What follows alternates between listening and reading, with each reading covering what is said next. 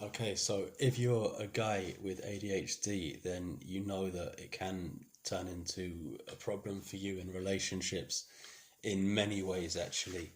And what you probably will find as well is when you're out meeting women, sometimes they find you have this kind of sparkling personality, you can make them laugh, and women like your energy. But as time goes on, if you get to know someone, you get into a relationship, sometimes it feels like you get too familiar, too comfortable with each other, and everything just changes in your dynamic, and you can get too stuck inside your own head, and you don't feel a connection anymore. And you probably will start to find that it's boring as well.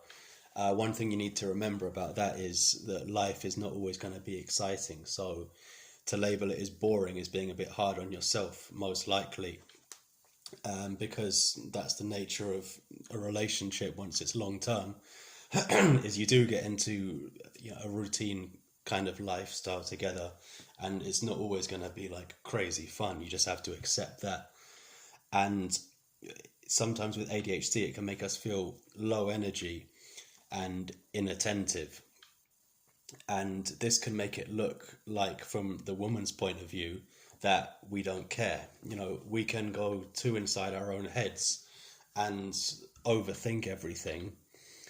And also, I find that oftentimes what I used to do this way too much is you end up filtering what you're saying, as if, you know, you feel that whatever you say, it has to, be this perfect thing or have this impact. And sometimes it just means that you can go way too quiet and introverted and kind of withdrawn. So what we need to realize is sometimes a bit of small talk really goes a long way, especially small talk if it's done well. You do it with a positive attitude and you show some emotion in your voice, and people really appreciate it. Like, you don't have to be talking about anything fascinating, but it's just connecting with someone and they feel that you appreciate them, and it just gives the whole experience a more positive vibe. And women especially, they tend to be better at being present in the moment. You see this a lot in bars and clubs. They're more carefree and better at being enjoying themselves in the moment. Well, often with men, you see them kind of standing to the side, not really knowing what to do with themselves and stuff. So women often seem to have better social skills as well. Not all of them, but you'll often notice that they do, especially in big gatherings where people don't know each other that well. And one thing about women, although of course they can be very logical, but they are definitely more responsive to positive emotions and positive energy. So it really is about the vibe of the conversation you have with them. And there's a statistic that actually says it's only 7% of what you say is what makes the conversation, and the other 93% is how you make someone feel. And that's with, your vocal tonality, your body language, and everything else. So one important thing to know about making good small talk, especially with women, is instead of asking lots of questions and being too logical all the time, listen out for the emotions that she's giving and try and relate to her and connect with her on that level. So you kind of match the vibe that they're on. Like, if they're excited and happy and having fun, then don't be all logical and, boring. Just kind of accept that, that's the mood they're in, and don't bring it down. And the worst way to bring it down is just by asking lots of logical questions and being all serious and just being anti whatever they're doing as well. Just because people enjoy things you don't, you really shouldn't look too much into that or label yourself as different. And you should just kind of accept that everyone in life has different interests and they enjoy themselves in different ways, and don't label everyone and put them into boxes and think, oh, well, I don't find that person's sense of humor that funny, I don't like this person's taste in music, because I used to do that too much, and it really doesn't help you at all. You kind of carry around a negative vibe, and women, they just don't find it attractive when you act like that at all. So having a positive vibe is so important, and just remembering that you don't have to say anything amazing. It's not so much what you say, it's how you make the person feel. And another great thing for people having these issues is, if you're seeing a woman every day, Sometimes you might wonder, well, like, what were we even supposed to talk about? You might feel like you might not have anything to talk about. You don't know what to say to each other. But really try and put in feeling and detail into the things you say. Like, even if it's a story of a day where you've done nothing and all you did was walk to the shop, you can, describe what the weather was like. If you saw a person dressed funny, tell her about that. You can tell her what you got from the shop, and the food you went home and cooked afterwards, or whatever.